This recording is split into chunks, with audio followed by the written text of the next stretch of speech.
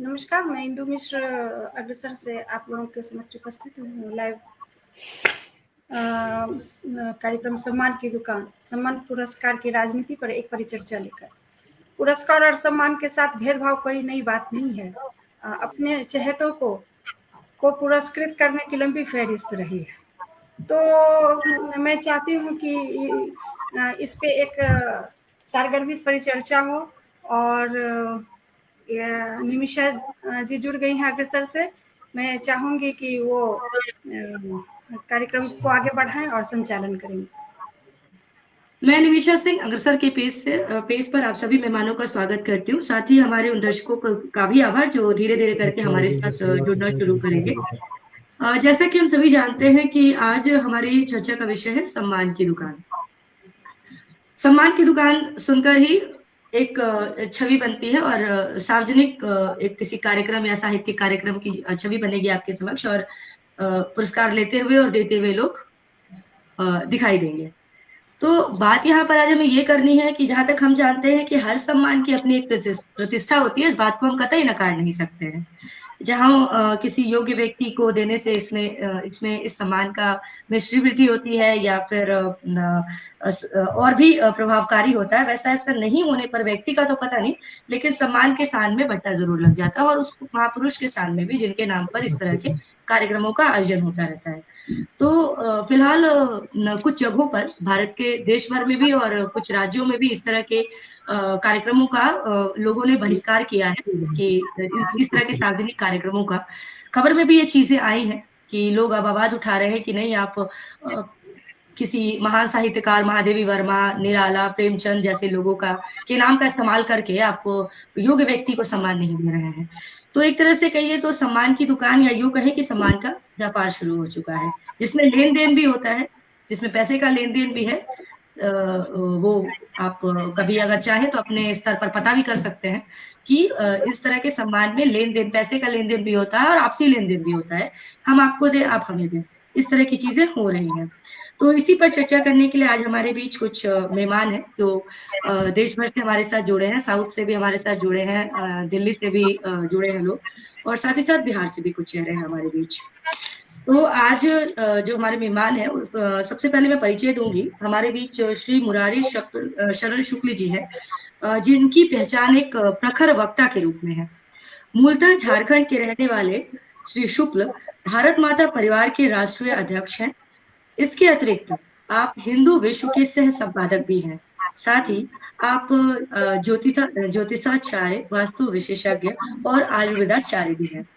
आपके श्री मुरारी शरण शुक्ल जी के चिंतन का दायरा काफी व्यापक रहा है और इनके कई शोध और जनरल विभिन्न पत्र पत्रिकाओं में प्रकाशित होते रहते हैं, जिसमें अध्यात्म और इसकी वैज्ञानिकता पर किए गए शोध सर्वप्रमुख है। इसके अलावा आप संपादक और समालोचक भी हैं। तो अग्रसर के पेज पर श्री मुरारी शरण शुक्ल जी, आपका बहुत बहुत आभार। लाइव पे आ रहा है, इसमें नहीं आ रहा है। एक बार सब लोगों से निवेदन है कि आप लोग अपना जो है माइक जो है वो म्यूट कर लें। जब आपकी बारी आएगी तब आप माइक अनम्यूट कर लेंगे, क्योंकि पीछे की डिस्टरबेंस आ रही है आवाज। हाँ, जो भी वक्ता बोले वो अपना उस समय अपना माइक अनम्यूट कर ले। अगले मेहमान हमारे श्री SN आजाद जी हैं, जो राष्ट्रीय साक्षरता मिशन के अग्रदूतों में से एक है। बुनियादी शिक्षा के उन्नयन में आपका सराहनीय योगदान रहा है। मूलतः बेगूसराय, बिहार के रहने वाले श्री आजाद जमीनी स्तर पर काम करने वाले सामाजिक कार्यकर्ता है और विविध क्षेत्रों में आपके द्वारा किए गए कार्य उल्लेखनीय है। आप अपनी समाजोपयोगी कार्य के लिए कई अवसरों पर केंद्र और राज्य सरकार द्वारा सम्मानित भी किए जा चुके हैं। तो श्री SN आजाद जी, आपका भी बहुत बहुत स्वागत है हमारे अग्रसर के इस प्रोग्राम में।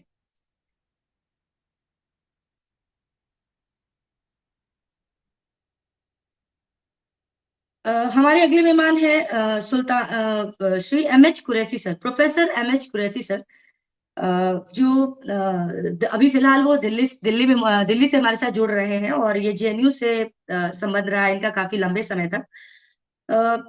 एमएच कुरैशी सर की प्रारंभिक शिक्षा जो है वह सुल्तानपुर से हुई। उसके बाद इन्होंने इलाहाबाद यूनिवर्सिटी से इन्होंने ग्रेजुएशन और पोस्ट ग्रेजुएशन किया।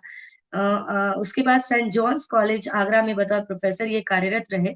जोधपुर यूनिवर्सिटी में भी इन्होंने अपनी सेवाएं दी हैं और सेवा दी है। और साथ ही 1975 में सर ने जेएनयू ज्वाइन किया था, एमएच कुरैशी सर ने। 1981 में 2 साल के लिए ये यूथोपिया इनको भेजा गया था एक असाइनमेंट के लिए। वहां भी इन्होंने अपनी सेवा दी और फिर वापस जेएनयू आए और उसके बाद वो जेएनयू से इन्होंने सेवानिवृत्ति ली। इसके अतिरिक्त 1996 में अप्रैल से जुलाई तक ये ब्रेमेन यूनिवर्सिटी जर्मनी में भी इन्होंने बच्चों को पढ़ाया। अपने बच्चों को शिक्षित करने के अलावा और अपने उनका जो जेएनयू में इनका कार्यक्षेत्र है, इसके अलावा इन्होंने संस्कृति और विभिन्न धर्मों के बीच क्या समानता है, किस तरह की चीजें हैं, समानता आपको देखने को मिलती है, इस पर कुरैशी सर ने निजी स्तर पर शोध किया। उनके शोध के कई आर्टिकल्स, कई जर्नल्स विभिन्न पत्र पत्रिकाओं में प्रकाशित भी हुए। कई बार मैंने इन्हें इन विषयों पर विभिन्न धर्मों के बीच क्या समानता को लेकर विश्व भर के धर्मों के बीच किस तरह की समानता आपको देखने को मिलेंगी, इस पर बोलते हुए भी सुना है। भविष्य में हम इस पर भी एक कार्यक्रम करेंगे। पद्म विभूषण डॉक्टर निर्मला देशपांडे जी की ये काफी करीबी रहे हैं और आज भी निर्मला जी द्वारा स्थापित अखिल भारत रचनात्मक समाज में बतौर एग्जीक्यूटिव मेंबर जुड़े हुए हैं और अपना पूरा समय वो इस संस्था को देते हैं। अगले मेहमान हमारे साथ जुड़े हैं, अभी सरगया से हमारे साथ जुड़े हुए हैं। मूलतः ये भागलपुर से संबंध रखते हैं, श्री दीपक कोचगवे जी, और पटना इनका कार्यक्षेत्र रहा है, काफी समय इन्होंने अपना पटना में दिया है। दीपक कोचगवे अपने समय के चर्चित और सक्रिय संवाददाताओं में से एक है। सहारा इंडिया में भी लंबे समय तक इन्होंने बतौर ब्यूरो चीफ ये जुड़े रहे हैं। प्रभात खबर में झारखंड और बिहार संस्करण के साथ दीपक कोचगवे न्यूज कोऑर्डिनेटर के रूप में जुड़े रहे हैं। काफी लंबा कार्यकाल रहा वहां भी इनका। सेवानिवृत्त होने के बाद इनकी सक्रियता में अंश मात्र भर का भी फर्क दिखाई नहीं दे रहा है, मुझे तो एटलीस्ट नहीं दिखता। पटना से प्रकाशित होने वाले चर्चित पत्रिका तापमान में Deepak ji as a managing editor काम कर रहे हैं, प्रबंध संपादक। साथ ही ये स्वयं का एक पॉलिटिकल न्यूज पोर्टल चलाते हैं, बेबाक लाइव उस पोर्टल का नाम है, जिस पर ज्वलंत और विभिन्न राजनीतिक विषयों पर ये बेबाक बात करते दिखाई देते हैं और हम इन्हें सुनते भी हैं। तो आज भी सम्मान की दुकान की परिचर्चा में मैं उम्मीद करूंगी कि सर उतने ही बाकी से आज बात करेंगे हमारे बीच। बहुत बहुत स्वागत है सर आपका, दीपक कोचगवे जी आपका हमारे कार्यक्रम में। तो चलिए चर्चा की शुरुआत करते हैं अब हम, और विषय तो आप सब लोगों के सम्मान की दुकान सुनते ही विषय समझ में आई गई होगी आप लोगों को। तो मैं सबसे पहले दीपक कोचगवे जी से अनुरोध करूंगी कि सर अपना माइक आप अनम्यूट कर लें और अपने विचार रखें इस विषय पे। दीपक कोचगवे सर, माइक अनम्यूट कर ले सर, अगर माइक म्यूट है तो। आवाज नहीं आ रही सर आपकी। अब आ रही है आवाज? आप, हाँ जी सर, आप जुड़ रहे हैं हमारे साथ, बिल्कुल बोलिए। आपने विषय बहुत अच्छा चुना है। पूरे देश में और पूरे समाज में जिस तरह से लोगों को पुरस्कृत किया जा रहा है, जिस तरह से एक दुकान खुली हुई है, वो एक अटपटा सा माहौल है। अब मैं आपको बता रहा हूँ कि कोई भी पुरस्कार जब भी होता है, किसी को दिया जाता है, तो आपने देखा होगा आपके पास पद्म पुरस्कार है, फिल्म फेयर है, ऑस्कर है और तमाम न जाने साहित्य के कितने भी सम्मान हैं, जो शायद अकादमी सम्मान है।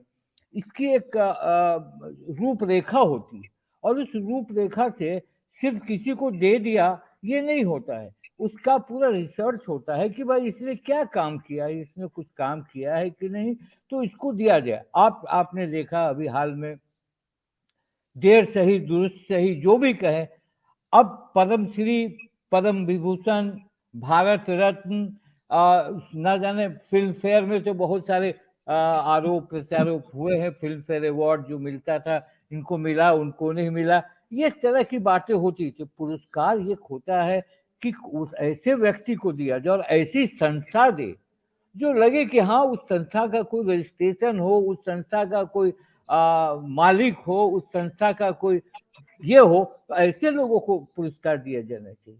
मैं किसी का नाम नहीं लेना चाहता, मैंने भी बहुत देखा, बहुत लोगों को देखा कि भाई एक पुरस्कार हुआ, पुरस्कार की योजना बन गई, पुरस्कार हो गया, मान लिया हम ही को दिए, तो आप मेरे ऊपर रिसर्च करेंगे कि हमने क्या किया है, व्हाट आई हैव डन, मैंने कुछ किया है कि नहीं किया है, सिर्फ मैंने एक बायोडाटा दे दिया है, तो बायोडाटा के हिसाब से मेरी क्या उपलब्धि रही है वो भी देखना चाहिए। आपको नहीं लगता है इंदू जी और नमीशा जी और मेरे जितने मेहमान हैं, आजकल पुरस्कार मजाक बना है कि नहीं बना है? मैं किसी को वोट नहीं कहता, आप ये बताइए पुरस्कार को चुनाव के रूप में लिया जा रहा है, चुनाव में भुलाया जा रहा है पुरस्कार को। आज मैं कहता हूँ कि मैं अभी जो आपने देखा कि चौधरी चरण सिंह बड़े दिग्गज मिलना चाहिए, हम लोग को बहुत खुशी हुई। कर्पूरी ठाकुर बहुत जरूरी है मिलना, उनको मिलना चाहिए, उनका योगदान था। चौधरी चरण सिंह किसानों के मसीहा थे, मगर अब उसको हम लेके कि हमने दिया, हमने दिया, आपने क्या दिया? उसकी जिंदगी के पूरे पसीने की पूरी जिंदगी और पूरी जवानी को उसने निछावर किया, तो आपने मरणोपरांत दे दिया। उसी टाइप से आपको देखिएगा कि बहुत सारे ऐसे चेहरे हैं, बहुत सारी ऐसे संस्थाएं हैं जो बैठकर टेबल टॉक करके पुरस्कार बांट देते हैं कि भाई आज इनको देना है, उनको देना है, उनको देना है। तो ये नहीं होना चाहिए। इससे क्या होता है, जो रियल होते हैं, जो सही होते हैं, जिनको मिलना चाहिए, वो वंचित हो जाते हैं। आज मान लिया कि बहुत बड़ा कोई काम कर रहा है, पानी पर कोई काम कर रहा है, कोई बच्चों के लिए काम कर रहा है, कोई स्वच्छता अभियान के लिए काम कर रहा है, तो आप चुनिए और उसको ला के दीजिए, एक ही आदमी को दीजिए, आप एक ही आदमी को दीजिए, तो बजौर उसको आप मानिए कि आपकी संस्था के लिए वो हर एक साल वेट करेगा आदमी, क्या फलाना संस्था देने वाला है यार, इसमें कुछ मेहनत करो, इसमें अपनी एंट्री डालो। ऐसा नहीं होना चाहिए। मैंने बहुत लोगों को देखा है और बहुत सारी पुरस्कार वितरण, मुझे ज्यादा पुरस्कार नहीं मिला है मुझे मिला है जो भी थोड़ा बहुत अपने ऑफिस में मिला, कुछ लोगों ने दिया, चलिए जो दिया तो वो प्रतिष्ठित लोगों ने दिया। मेरा ये कहना है कि चुनाव पुरस्कार लेना बहुत अच्छी बात है, मगर कभी अंदर में भी दिखता है कि पता नहीं भाई इस पुरस्कार के लायक था कि नहीं, क्यों मिल गया मुझको, क्यों मिल गया। तो कुछ लोग जो आपके काम को जानते हैं तो वो समझेंगे कि हाँ अरे दीपक जी को तो मिला, कुछ कहेंगे अरे जरूर मिलना चाहिए था फलाने को, तो उसका हम मार्केटिंग नहीं करेंगे, हम मार्केटिंग नहीं कर सकते। आप पुरस्कार दीजिए, उसके लिए आप एक संस्था अच्छी बनाइए, रिकॉग्नाइज संस्था बनाइए, उसमें ऐसे लोगों को रखिए, जजेस को रखिए जो जज तय करे। आप आमंत्रण दीजिए कि भाई हम पुरस्कार बांट रहे हैं, आप अपना लेख भेजें या अपना ये भेजें, अपना काम भेजें, फिर एक अच्छी कमेटी के द्वारा उसको आप पुरस्कृत कीजिए, तो लगेगा कि हाँ कुछ किया। तो ये सारी चीजें अब तो हंसी का पात्र बनता जा रहा है, चाहे वो राष्ट्रीय स्तर पर हो, अंतर्राष्ट्रीय तो मैं नहीं कहता, ऑस्कर तो आप मान के चलिए अंतर्राष्ट्रीय, फिल्म फेयर, पद्मश्री, हाँ साहित्य अकादमी जो है वो अभी भी वो चीज बरकरार रखा है, जिससे लगता है कि हाँ कुछ सम्मानित लोगों को मिलता है। हमारे बिहार के भी बहुत लोगों को मिलता है, बहुत बाहरी लोगों को भी मिलता है, उसकी तरह तरीके से मिलता है। तो भैया ऐसा दुकान न चलाएं, और जो भी चलाते हैं, मैं किसी का नाम नहीं लेता हूँ, जो भी चलाते हैं वैसा न चलाएं। जिसको पुरस्कार देना हो, जैसे मान लीजिए कोई अपनी जिंदगी काल में बहुत काम किया, बेचारा वंचित है, आप खोजिए उसको कि भैया ये आदमी तो बहुत काम किया, इसको दीजिए, तो उसकी जिंदगी के अंतिम क्षणों में एक सुख मिलेगा, एक लगेगा कि हमने जीवन में काम किया। आप मरणोपरांत क्यों दे रहे हैं? आप कर्पूरी ठाकुर को छो, चाहे जयप्रकाश नारायण हो, चौधरी चरण सिंह हो, जो पिछली सरकारें हैं क्यों नहीं दी भाई? और आपने मरणोपरांत दिया तो ठीक है, आपने बहुत अच्छा काम किया, मैं इसकी सराहना करता हूँ, मगर इसको आप नेताओं उनका कहना कि चौधरी चरण सिंह को दिया और हमारे बड़े किसान के नेता थे, ऐसा कभी नहीं, कतई नहीं होना चाहिए। और मैं इसकी भर्त्सना भी करता हूँ, और मैं ये कहता हूँ कि भैया आप लोग अच्छा से आइए और अच्छे तरीके से एक निर्णायक मंडल बनाइए, रजिस्ट्रेशन कराइए, अच्छे लोगों को दीजिए, कोशिश कीजिए जो जाने वाले हो जल्दी दुनिया से, जिनकी उम्र ज्यादा हो और जो कुछ कर दिए हो, उनको तो जरूर दीजिए, बिल्कुल उनको सर। तो जरूर दीजिए। जो नौजवान है आगे ले लेंगे। बहुत सारे पत्रकारों को भी मिला, किसी को रॉयटर फेलोशिप मिलता है, किसी को आपने देखा रवीश कुमार को मिलता है, ये सारे लोगों को मिलता है तो अच्छी बात है। तो मेरा यही कहना है, इतने सीनियर लोग हमसे भी सीनियर बैठे हैं, कुरैशी साहब को मैं प्रणाम करता हूँ, इतने उम्र में भी अभी आकर बैठे हैं, ये बड़ा जज्बा है, सुकून देने वाला है कि आगे आने वाले समय में हम लोग भी आपकी उम्र के आते जाएंगे, आ रहे हैं तो कम से कम उस लायक रहेंगे कि हम कैमरा फेस करेंगे। ऐसे लोगों से बात कीजिए, ऐसे लोगों को ये कीजिए। और मैं आजाद जी को भी नमस्कार करता हूँ और मुरारी शरण जी को भी नमस्कार करता हूँ। अब आप दूसरों से चर्चा करा लीजिए। बहुत बहुत धन्यवाद दीपक सर। बहुत सही एक चीज आपने कही, ये पब्लिक है, ये सब जानती है। अगर आज मुझे ही भारत रत्न और पद्म भूषण मिल जाए, एक सेकंड के लिए मैं इमेजिन करती हूँ, तो मेरे आसपास की पब्लिक, मेरे आसपास के लोग, वो सभी जानते हैं कि निमिषा ने क्या काम किया है और निमिषा किस सम्मान को पाने योग्य है। तो भैया पब्लिक है, ये सब जानती है, आप किसी को कोई भी सम्मान दे दीजिए, चर्चा तो होती है। नहीं, आप लोगों ने मुझे इस लायक समझा, बुलाया, मैं आप लोगों को बहुत धन्यवाद देता हूँ कि भाई आप लोग thank you sir, thank you. आपने नहीं सर, कीजिए। आप यात्रा बिल्कुल, आप यात्रा के दौरान भी, आप यात्रा में थे, आप बेंगलोर से गया पहुंचे हैं, बावजूद इसके आपने समय दिया हमें, ये बहुत बड़ी बात है। और नहीं, आप जैसे लोग, मैं अभी एक लाइव में था 30:30 7:30 में, वो खत्म हुआ, मैं बीच से ही निकल के, इसलिए मैंने बीच से निकल के निमिषा जुड़े, को पता है कहा सर, कि बिल्कुल बिल्कुल। बहुत व्यस्त लोग आ रहे हैं, जो शारीरिक रूप से थोड़े अस्वस्थ है, वो भी हमारे से जुड़ के हमें समय दे रहे हैं, ये बहुत बड़ी बात है अग्रसर के लिए और हम जैसे लोगों के लिए भी। चलिए फिर मैं अब आग्रह करूंगी कुरैशी सर से। सर थोड़ा सा आप इस पर थोड़ा चर्चा करें, अपनी बात को रखें आप इस पर। और इसके अलावा अगर आप थोड़ा सा धर्म और संस्कृति के विषय में भी थोड़ा सा अगर जानकारी हमें संक्षिप्त में देंगे तो हमें सुनने को बहुत अच्छा लगेगा, क्योंकि मैं चाहती हूँ कि जो ऑडियंस आज हमारे बीच है और जो लोग बैठे हुए मेहमान, वो जाने इस चीज के विषय में थोड़ा सा, आप उस पर भी बात कर सकते हैं। नहीं, सबसे पहले तो मैं सभी जो हमारे मेहमान हैं और निमिषा जी, आपको भी नमस्कार करता हूँ। नहीं नहीं सर, आशीर्वाद चाहिए। आप मेरी बच्ची की बराबर हैं। जी। लेकिन एक बेटियों की कदर करना, ये हमको सिखाया गया है, और ये हमारे पैगंबर मोहम्मद की वो थी एक ट्रेडिशन कि जब फातिमा उनसे मिलने आती थी तो कभी बुलाते तो नहीं थे, लेकिन उनसे मिलने अगर आ जाती थी तो वो खड़े होके उनको रिसीव करते थे, अपनी बेटी को। तो बेटियों का पद जो है वो, अच्छा मेरे 2 हैं इसलिए मैं ज्यादा इज्जत करता हूँ बच्चियों की, तो तुम मेरी बच्ची की तरह हो। जो प्रश्न आपने उठाए हैं वो बहुत सार्थक हैं और सामयिक हैं।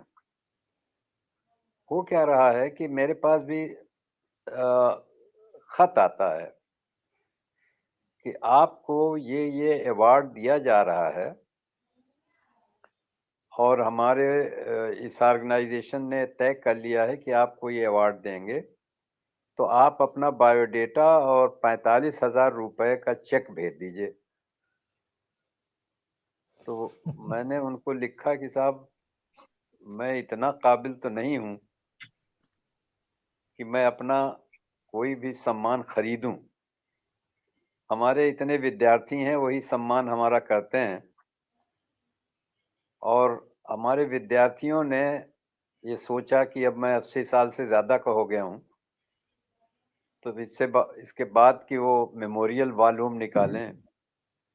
एक हमारे लिए फेलिसिटेशन वॉल्यूम निकाला है, जिसमें सारे आर्टिकल्स जो हैं हमारे अपने स्टूडेंट्स के हैं। तो वो बहुत बड़ा सम्मान हमारे लिए है, जो हमारे बच्चों ने मेरा किया, जो हमारे कुलीग्स जो हमारे करते हैं, जो ये सम्मान बहुत बड़ा सम्मान होता है जो अपने साथी आपको देते हैं। अब रही बात इस तरह के सम्मान की जो सरकारी तौर पर मिलते हैं या विभिन्न जो एसोसिएशन है, विभिन्न गोष्ठियां हैं, वो सम्मान देती हैं, उनके अपने रूपरेखा होगी। लेकिन ये कि बहुत सारे सम्मान जो है वो नीति से परे नहीं। और एक मिनट सर, और मैं कूटनीति, कुरैशी सर के अलावा जितने लोग हैं कृपया अपना माइक अनम्यूट कर लें, पीछे की बैकग्राउंड की आवाजें आ रही हैं। कुरैशी सर के अलावा सब लोग अपना माइक अनम्यूट कर लें। जी सर, कंटिन्यू करिए। कुरैशी सर आगे बढ़िए। ठीक, कोई बात नहीं। ठीक है।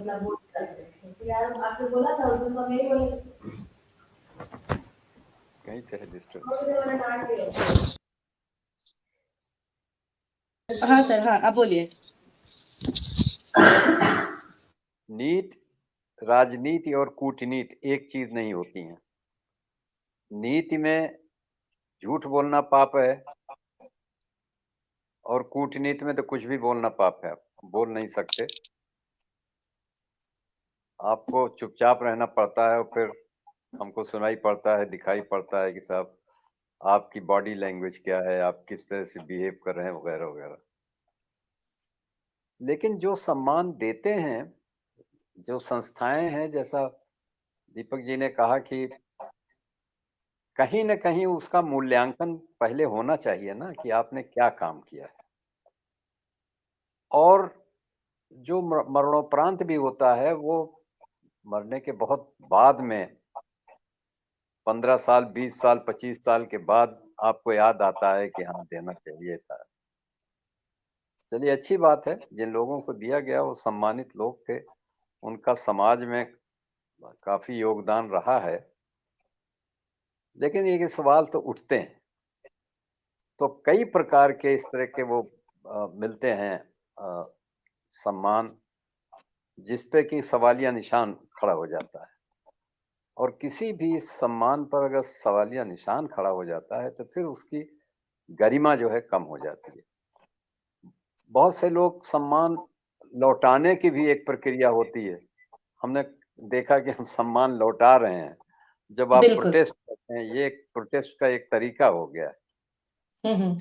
लेकिन ऐसा है कि हमको एक बृहद स्तर पर समझने की बहुत बड़ी बात है। जो आप कह रहे हैं कि मेरा सब्जेक्ट जो है वो तो भूगोल है, और मैंने हमेशा अपना जो कंट्रीब्यूशन है वो इन्वायरमेंटल स्टडीज में है और एग्रीकल्चर में है, क्योंकि मैं गांव का रहने वाला हूँ, अवध का हूँ इसलिए। और अवध का हूँ तो अवधी एक ऐसी भाषा है जिसमें 2 इपिक लिखे गए हैं, महाकाव्य। एक तो रामचरितमानस और दूसरा पद्मावत। एक मलिक मोहम्मद जायसी ने लिखा, एक तुलसीदास जी ने। तो हमारी भाषा तो अवधी है। लेकिन हम इसलिए हमको एक रुचि आई क्योंकि मुझको कभी संस्कृत पढ़ाया, बहुत बड़े विद्वान ने पढ़ाया। तो हमको ढूंढना लगता है कि भाई अगर हम एक जैसे हैं, सारे इंसान हैं, तो जो हमारी मानसिकता है वो एक जैसी होनी चाहिए। तो ये हम चाहे अवार्ड्स में देखें, चाहे अपने सार्वजनिक जीवन में देखें, ये हमको देखने को मिलता है। और मुझको कभी कभी बहुत अजीब सा लगता है कि अगर हम वृद्धिकारण्य उपनिषद में जाके और हम देखते हैं कि असतो माँ सदगमय तमसो माँ ज्योतिर्गमय मृत्योर्मा मृतम गमय, वृद्धिकारण्य उपनिषद में है। और हम लोगों में बहुत सारे लोगों को नहीं मालूम है कि दारा शिकोह ने 52 उपनिषदों का ट्रांसलेशन जगन्नाथ ब्राह्मण की मदद से, बनारस की ब्राह्मण थे जिन्होंने उनको मदद की और 52 उपनिषदों का ट्रांसलेशन किया।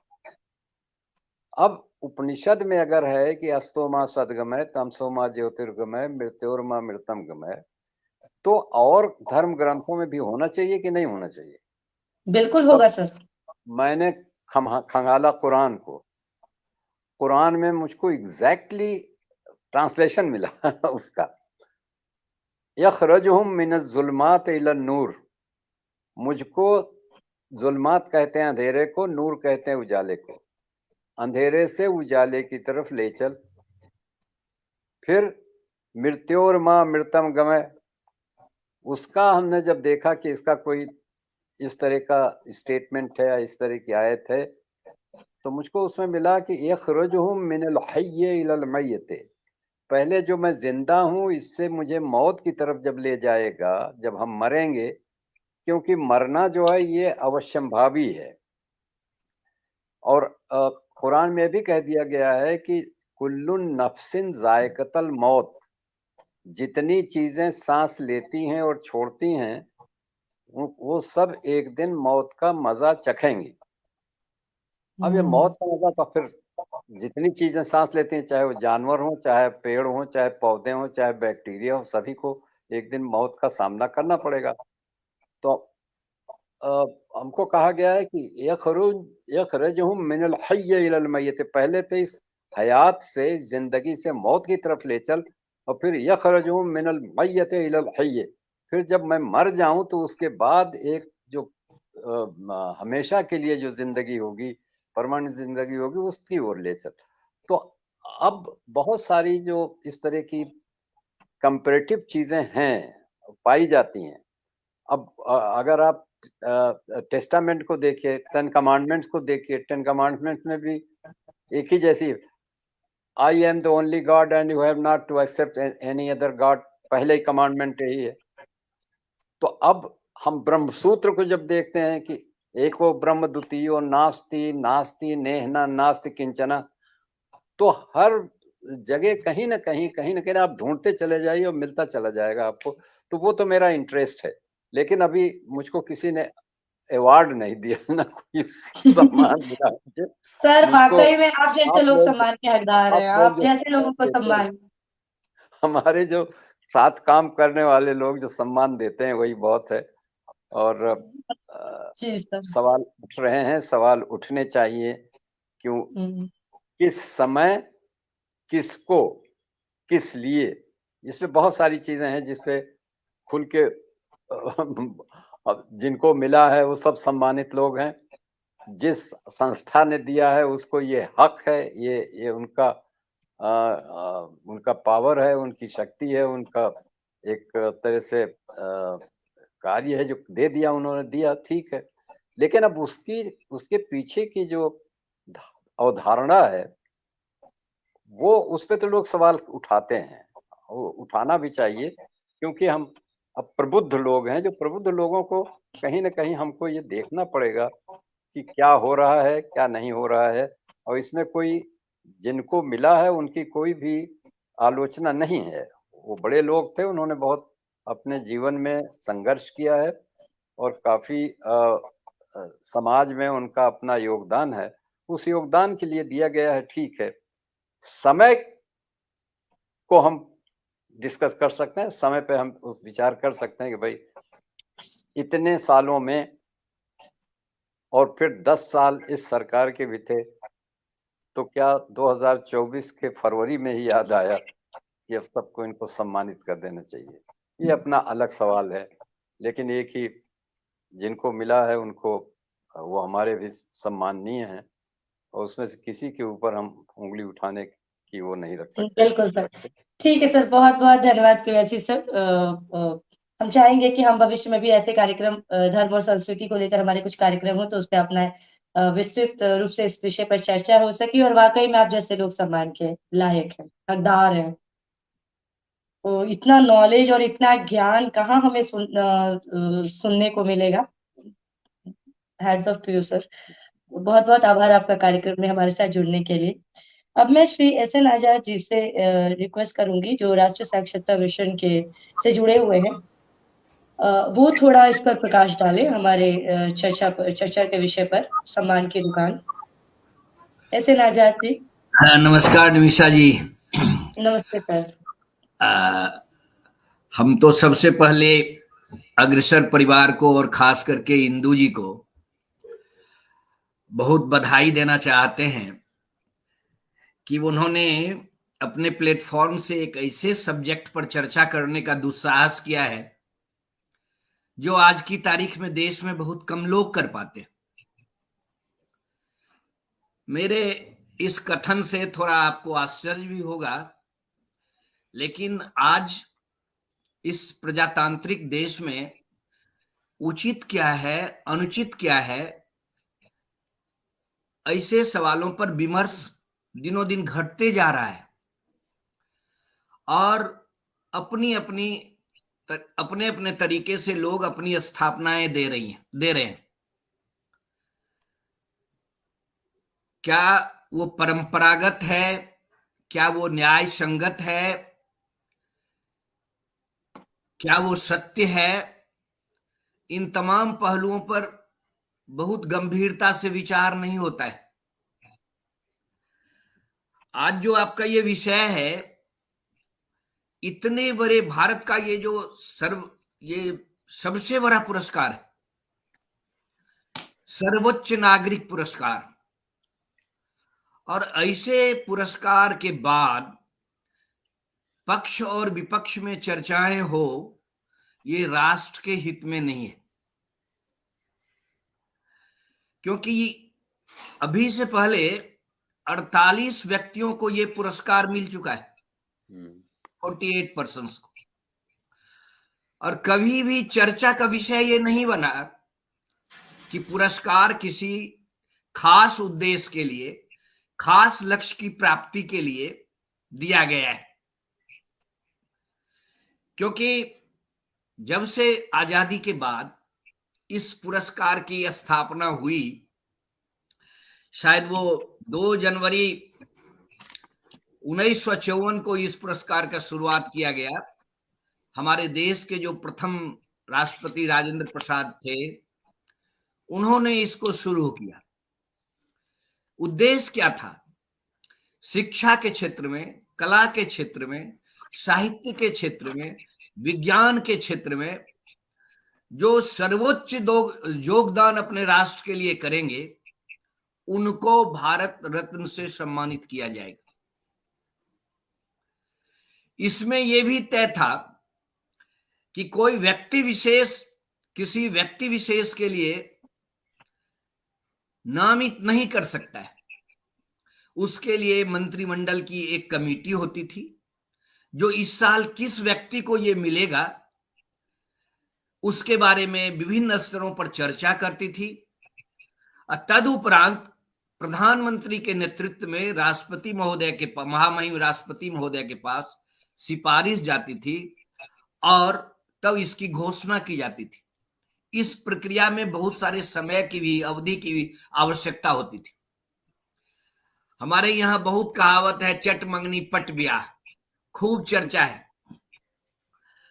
और अब देखेंगे कि इससे पहले किन लोगों को यह पुरस्कार मिला।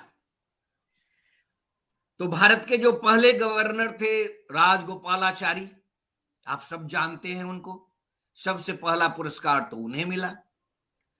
दूसरे व्यक्ति जो थे शिक्षा के क्षेत्र में क्रांति लाने वाले सर्वपल्ली राधाकृष्णन, आज भी 5 सितंबर को हम उनको याद करते हैं, शिक्षा में जो उनका योगदान है। इसके बाद हमारे देश के बहुत बड़े साइंटिस्ट चंद्रशेखर वेंकट रमन को यह पुरस्कार मिला। ऐसे आप देखेंगे तो अपने क्षेत्र के जो बहुत बड़े बड़े लोग थे उनको यह पुरस्कार दिया गया। हाल के दिनों में हर चीज में गिरावट आई है, ह्रास हुआ है। तो ये एक पुरस्कार की बात नहीं है। विभिन्न स्तरों पर जो मानक तय किए गए थे, आज धड़ल्ले से उन मानकों को समाप्त किया जा रहा है या विध्वंस किया जा रहा है। आखिर क्यों? और वो भी क्षणिक राजनीतिक उद्देश्य की प्राप्ति के लिए। आप देखेंगे, ऐसे मैं इस पुरस्कार में जिन महान भाव को ये पुरस्कार मिला है, मैं उसका स्वागत करता हूं। और सच ही पूर्व वक्ताओं ने कहा है कि उनका जो योगदान रहा है राष्ट्रहित में, इसके लिए उनको ये पुरस्कार दिया गया है। हमको पुरस्कार जिनको भी मिला है उस पर कोई ऑब्जेक्शन नहीं है। हमें ऑब्जेक्शन इस बात से है, या हमारा थोड़ा मतभेद इस बात से हो सकता है कि जो प्रक्रिया अख्तियार किया गया और जो समय तय किया गया और जिन व्यक्तियों को यह पुरस्कार दिया गया, जब हम तीनों का मेल करते हैं तो कई प्रश्न आज राष्ट्र के सामने उठ खड़ा हुआ है। और मैं तो खुल के बात करना चाहता हूं। जब कर्पूरी ठाकुर जी को ये पुरस्कार मिला, उसके 2 ही 3 दिन के बाद नीतीश जी को एनडीए में चला जाना। जब चौधरी चरण सिंह को यह पुरस्कार मिला तो राष्ट्रीय लोकदल को एनडीए में चला जाना। ऐसे जो कुछ प्रश्न है ये बरबस उठ खड़े होते हैं, और इसीलिए आज अग्रसर को इस तरह के विषयों पर चर्चा करने की आवश्यकता आन पड़ी है। देखिए, मैं ये कहना चाहता हूं कि इस तरह से जो इतने बड़े बड़े पुरस्कार हैं या जिससे राष्ट्र की प्रतिष्ठा जुड़ी हुई है, राष्ट्र के जो संचालक हैं, नेतृत्व करता है, उनको अपने देश की मर्यादा, प्रतिष्ठा, परंपरा, इनका ख्याल रखना चाहिए। अगर आप इसको इतना हल्का और सस्ता बना देंगे तो प्रश्न तो उठेंगे।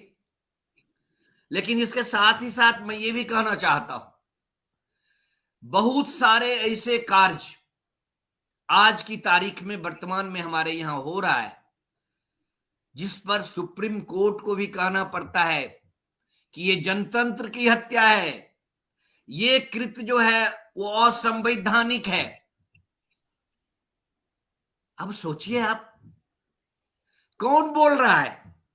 कोई नहीं बोल रहा है, न पक्ष बोल रहा है न विपक्ष बोल रहा है।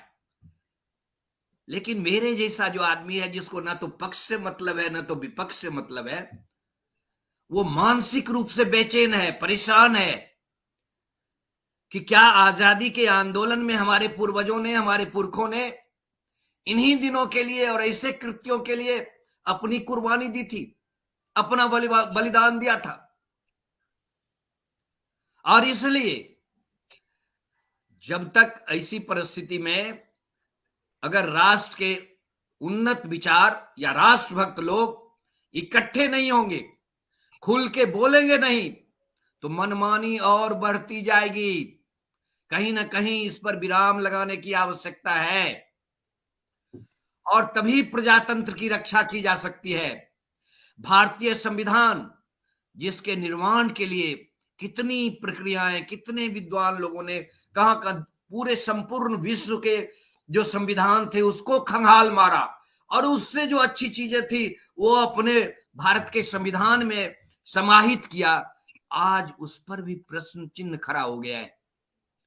और इसीलिए मैं आगाह भी करना चाहता हूं ऐसे शक्तियों को जो बिना सोचे विचारे क्षणिक लाभ के लिए या वोट की राजनीति के लिए राष्ट्र का इस तरह से उपयोग अगर करते हैं तो वो न अपना हित कर रहे हैं न राष्ट्र का हित कर रहे हैं।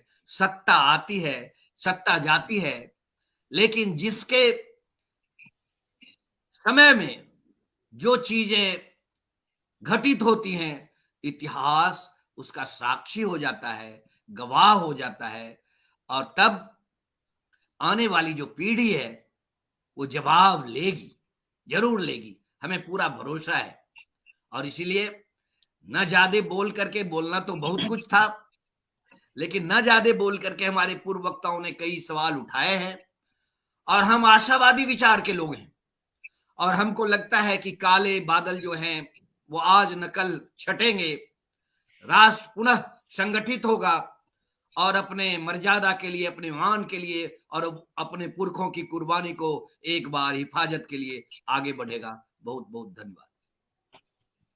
बहुत बढ़िया जी, बहुत ही बढ़िया। बहुत अच्छा लगा आपको सुनकर, और बहुत ही सकारात्मक चीजें आपने बोली है, इससे हमारा मनोबल भी बढ़ेगा।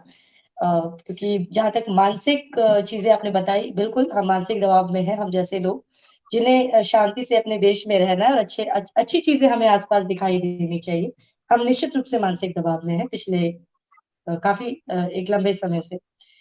अब मैं मुरारी शरण शुक्ल जी से निवेदन करूंगी, जो झारखंड से ताल्लुक रखते हैं और काफी प्रखर वक्ता के रूप में इनकी पहचान स्थापित है। तो मैं आपसे निवेदन करूंगी सर कि आप इस विषय पर अपना पक्ष रखें और अपने विचार रखें। आदरणीय दीपक जी, आदरणीय कुरैशी सर और आदरणीय आजाद सर, आप तीनों को मेरा सादर प्रणाम है। और निमिषा जी और इंदु जी, आप दोनों को प्रारंभ में ही धन्यवाद देता हूं कि आपने एक बहुत अच्छे विषय पर चर्चा करने का साहस किया है। और आरंभ यहां से करूंगा कि दुनिया का सर्वोच्च पुरस्कार नोबेल अवार्ड है और नोबेल अवार्ड अभी तक 90% उन्हीं देशों के लोगों को दिए गए हैं जो या तो अमेरिका के पिट्ठू हैं या यूरोपियन हैं। विकासशील देश जिनको कहते हैं, उन विकासशील देशों के बहुत बड़े बड़े धुरंधरों को भी नकारा गया है और उनको अवार्ड देने के योग्य कभी समझा नहीं गया। अपनी जो पूरे दुनिया की जियोपॉलिटिक्स है, वारफेयर की डिप्लोमेसी है, शासन के कारण से जो उनकी मजबूरियां हैं, उन सब के तहत ही ये अवार्ड दिए गए लगातार। एक उदाहरण देता हूं, महात्मा गांधी पूरे विश्व पटल पर सत्य और अहिंसा के 2 शब्दों को लेकर बड़े नायक के रूप में उभरे। भारत के आजादी के आंदोलन में उनसे बड़ा जननेता कोई दिखाई नहीं देता है, किंतु गांधी जी को नोबेल अवार्ड के निर्णायक समितियों ने लगातार नकारा। गांधी जी को फॉलो करके मार्टिन लूथर किंग ने आंदोलन चलाया, प्रोटेस्टेंट मूवमेंट चलाया और मार्टिन लूथर किंग को as a Gandhian Nobel peace award दिया गया। गांधीयन कह के दिया गया उनको पीस अवार्ड। नेल्सन मंडेला ने दक्षिण अफ्रीका में गांधी जी को फॉलो करते हुए अहिंसात्मक आंदोलन चलाया और दक्षिण अफ्रीका से वर्ण भेद को, रंग भेद को समाप्त किया। बहुत बड़ा राजनीतिक क्रांतिकारी परिवर्तन उन्होंने दक्षिण अफ्रीका में किया। उनको as a Gandhian Nobel award मिला। गांधी जी को नोबेल अवार्ड कभी नहीं मिला, क्योंकि गांधी जी एक गुलाम देश भारत के निवासी थे। भारत उन दिनों गुलाम हुआ करता था, ब्रिटिश शासन के अधीन हुआ करता था, औपनिवेशिक सत्ता के अधीन हुआ करता था। और दुनिया में जितने भी बहुत सारे ऐसे अवार्ड हैं दुनिया में जो अपने आइडियोलॉजी को प्रसारित करने वाले लोगों को चुन चुन के दिया जाता है। कई बार तो अवार्ड देके लोगों की ब्रांडिंग की जाती है, जिसके कारण से उनका जो विचार है, उनकी जो खुराफात है वो दुनिया में फैले। इसमें जो मिस इंडिया और मिस वर्ल्ड और मिस यूनिवर्स के अवार्ड हैं, वो पूरी तरह से बायस्ड होकर दिए जाते हैं। उन्हीं देशों की लड़कियों को लगातार पिछले 15-20 साल से ये अवार्ड दिए गए जहां यूरोपियन और अमेरिकन प्रोडक्ट्स बेचना था लोगों को। स्पा सेंटर्स और जितने भी ब्यूटी से जुड़े हुए सेंटर्स हैं, ब्यूटी से जुड़े कॉस्मेटिक उत्पाद बेचना है, उन्हीं देशों की लड़कियों को दिया गया। वो सुंदर थी या नहीं थी वो अलग विषय है, वो अलग विचार और विवाद का विषय है, किंतु वहां उन उत्पादों को खपाना था, इसलिए अवार्ड दिए गए। और कई देशों में तो एंटी एस्टेब्लिशमेंट जो मानसिकता रखते हैं, उस देश की सत्ता को उखाड़ने के लिए जो प्रयत्नशील हैं, उनको चुन चुन कर अवार्ड दिया गया। ऐसे अफ्रीकन देशों में, कई देशों में अवार्ड दिए गए लोगों को जो छोटे छोटे अर्थव्यवस्था वाले देश हैं, जहां उपद्रव फैलाकर उन मजबूत देशों की सरकारों को उनका आर्थिक दोहन करना था, उनको लूटना था, उनका आर्थिक शोषण करना था। तो इन सब कारणों से वहां अवार्ड दिए गए। और भारत के लोग विदेशियों को बहुत बहुत गहराई से फॉलो करते हैं। उनको लगता है कि विदेश के लोग जो कर रहे हैं वही सब कुछ है, वही बड़ा अच्छा है, और उनको ही फॉलो करते हैं। तो वही गोरख धंधा भारत में भी लोगों ने शुरू किया। बहुत सारे एनजीओज के अवार्ड जिनकी चर्चा निमिषा जी ने शुरू की, एनजीओज बना करके अवार्ड की बॉडीज बना लेते हैं, कुछ धन आवंटित कर लेते हैं और उसी में टोपी घुमाने का काम करते हैं, अपने मतलब के लोगों को अवार्ड देना। लेकिन मैं एक छोटे स्तर पर जाता हूं, जब हमारे घर में कोई फंक्शन होता है, विवाह होता है, कुछ हम ऐसे और उत्सव इत्यादि मनाते हैं, तो जिनको आमंत्रित करते हैं, तो हम छोटे स्तर में, छोटे कलेवर में, अपने छोटे सामर्थ्य में अपने धनाढ़ परिचितों और रिश्तेदारों को बड़ा महंगा कार्ड छपवा के भेजते हैं। और जब हम अपने उन रिश्तेदारों को कार्ड भेजते हैं जो थोड़े गरीब हुआ करते हैं, निर्धन हुआ करते हैं, तो उनको साधारण 5 रुपए वाला कार्ड भी छपवा कर भेज देते हैं। तो भेद दृष्टि तो हमारे सबके नजर में भी है। जब हमारे कुछ महत्वपूर्ण रिश्तेदार आते हैं, उनका स्वागत हम अलग तरीके से करते हैं, और हमारे पास जो कुछ साधारण ऐसी रिश्तेदारी में हमारे लोग होते हैं, उनको हम बड़ी उपेक्षापूर्ण भाव से उनका स्वागत करते हैं। तो कहीं ना कहीं सर्वसामान्य जनता के भाव को भी परिवर्तित करने की, अपने जीवन में सब बातों को भी परिपुष्ट करने की आवश्यकता है। हम आलोचनाएं खूब कर सकते हैं, आलोचना करने का स्कोप सबके लिए है। हम आपस में भी एक दूसरे की आलोचना कर सकते हैं, लेकिन अपनी ओर उंगली उठाकर हमें ये देखना चाहिए कि हम आखिर व्यक्तिगत जीवन में कैसा व्यवहार करते हैं। क्योंकि हमारे यहाँ जिनको हम आमंत्रित करते हैं, उनका जो हम सम्मान करते हैं, वो भी अवार्ड से कम नहीं होता है, क्योंकि वो रिश्तेदार तो बेचारे उतना ही अवार्ड पाकर जीवन भर संतुष्ट रहते हैं। हम एक दूसरे के घरों में जो एक दूसरे से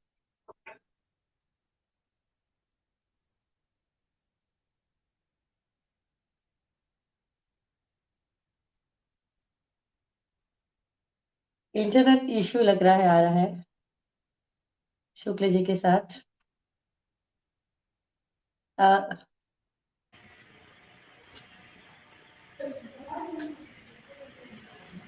शुक्ल जी का, दीपक सर कुछ कहना चाह रहे हैं आपके?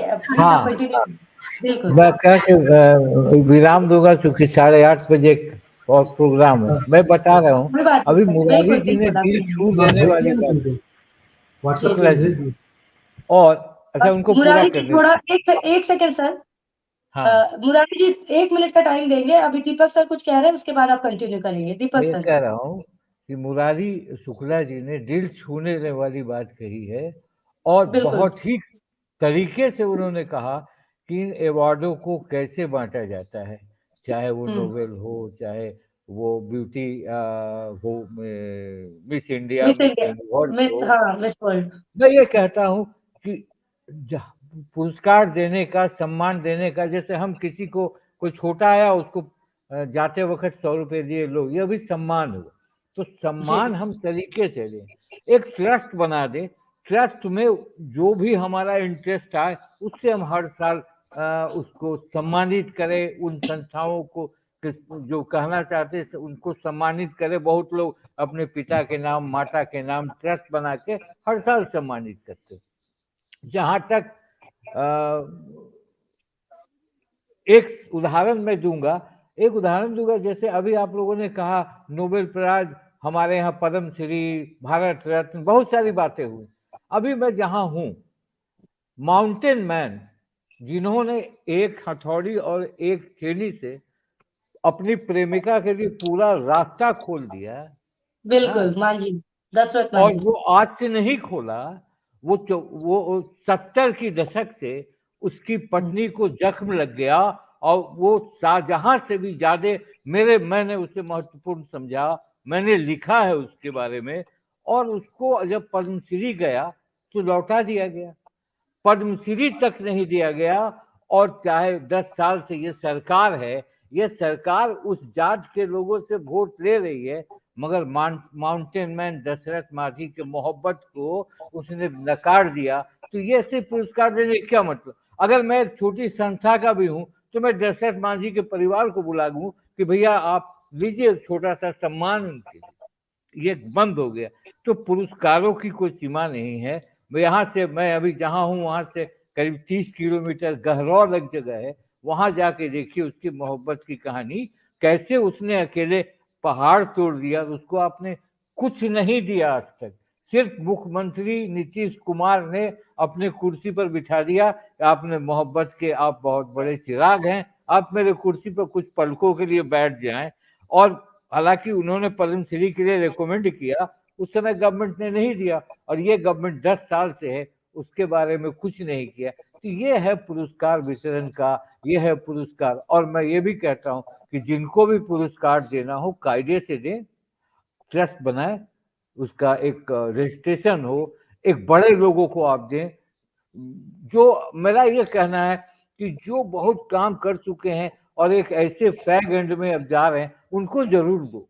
ये जरूरी नहीं है कि कम उम्र वाले को बुलाकर फोटो लगाकर दे दो, ऐसा मत। बिल्कुल बिल्कुल सर, बिल्कुल दीपक सर, आपने बिल्कुल जायज बात कही। पारदर्शिता होनी चाहिए, सम्मान में पारदर्शिता बिल्कुल होनी चाहिए, और कमेटी होनी चाहिए जिनका कि उस संस्था से, उस ऑर्गेनाइजेशन से दूर दूर तक वास्ता ना हो। नमिता और लोग में 8:30 बजे एक जगह करना है। कोई बात नहीं सर, आप एग्जिट कर सकते हैं। बिल्कुल, बहुत बहुत धन्यवाद सर, आप एग्जिट कर सकते हैं।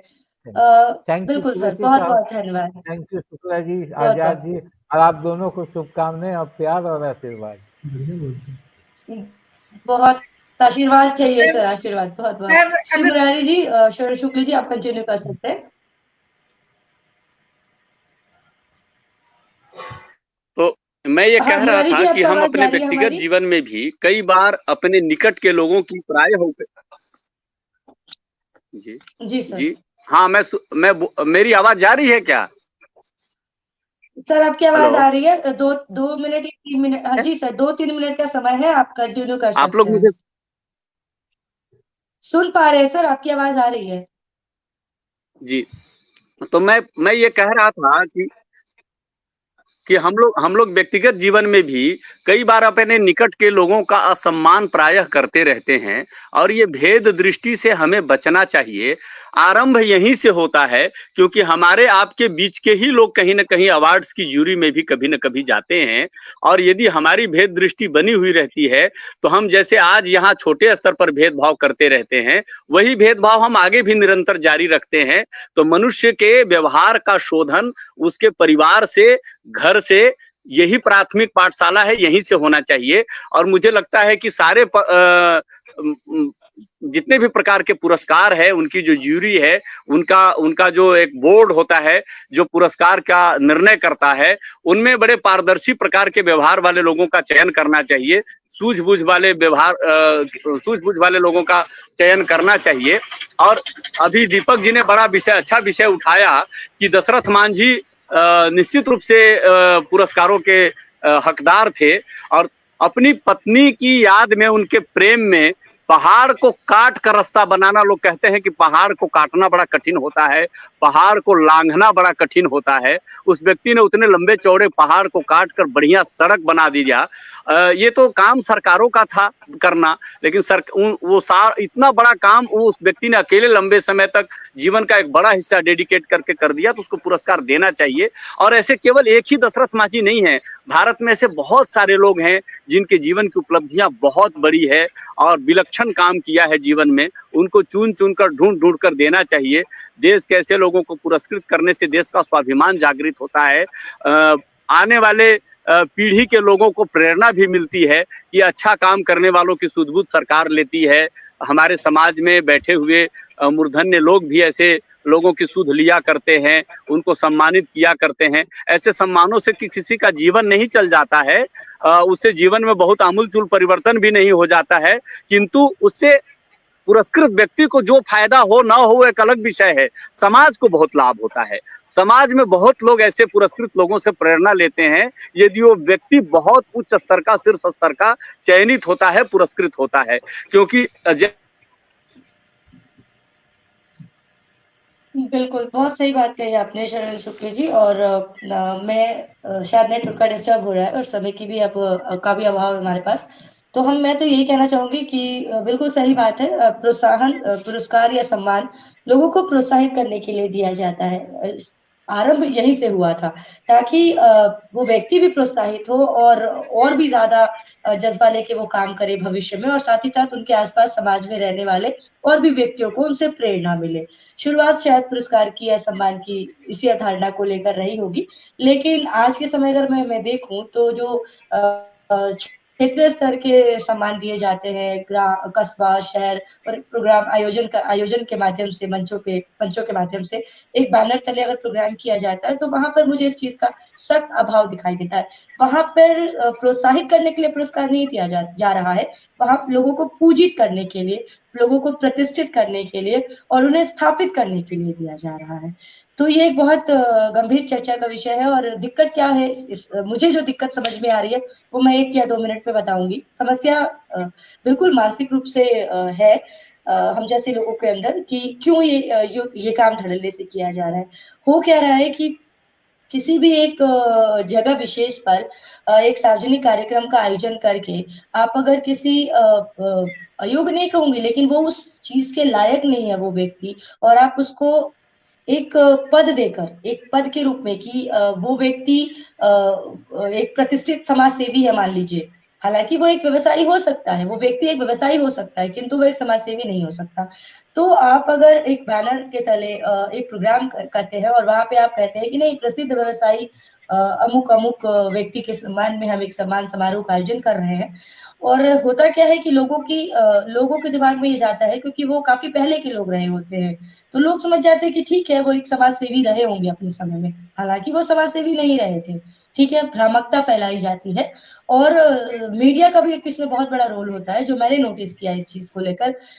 मीडिया के पास प्रेस रिलीज जाता है और मीडिया के अगर रिपोर्टर्स या संवाददाता वहां बैठे होते हैं, तो वो उस बैनर को देखकर और वो जो चंद भाषण दिए जाते हैं या जो प्रेस रिलीज लिखकर दिया जाता है संस्थाओं के द्वारा कि हाँ ये समाज सेवी व्यक्ति ने ये किया वो किया, मीडिया भी अब ये दायित्व निभाने को तैयार नहीं है कि अगर आप किसी कार्यक्रम में जाते हैं तो अमुक व्यक्ति के नाम पे पुरस्कार अगर दिया जा रहा है तो अमुक व्यक्ति था क्या, इस पर थोड़ा गहराई से शोध किया जाए, रिसर्च किया जाए।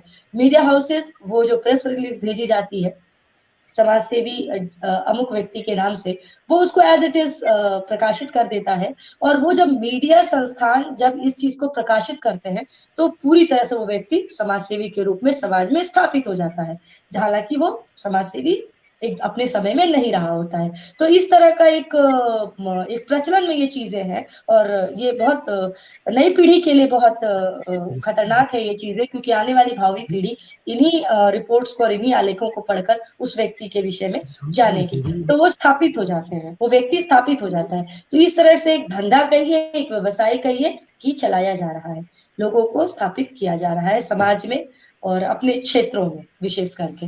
और दूसरे की विवादित व्यक्ति अगर है, अपने समय में अगर कोई व्यक्ति बहुत विवादित रहा है तो उसको एक मंच पे लाकर उसका महिमा मंडन करते हैं, उसको कुछ पुरस्कार पकड़ाते हैं, ताकि वो जो कहा जाता है कि मोदी जी के वॉशिंग मशीन से लोग बाहर निकल जाते हैं धुलकर, वही काम आज समाज सेवी संस्थाएं भी कर रही है। वो अपने मंचों को लोगों को बुलाती है और उनका पीछे का किया कराया जो भी विवाद रहा है उसको धो पोछ कर एक सम्मान उनको पकड़ा दिया जाता है, और उनको एक योग्य व्यक्ति के रूप में समाज में स्थापित करने की कोशिश की जा रही है। ये धड़ल्ले से हो रहा है, एक व्यवसाय के तौर पर हो रहा है, और इस पर अंकुश लगाना बहुत जरूरी है। तो हम जैसे आप जैसे लोग इस पर आवाज उठाते रहे, और इस पे आवाज उठाना इतना आसान भी नहीं है इस विषय पर, और इतना मुखर होकर बोलना बिल्कुल आसान नहीं है हम जैसे लोगों के लिए।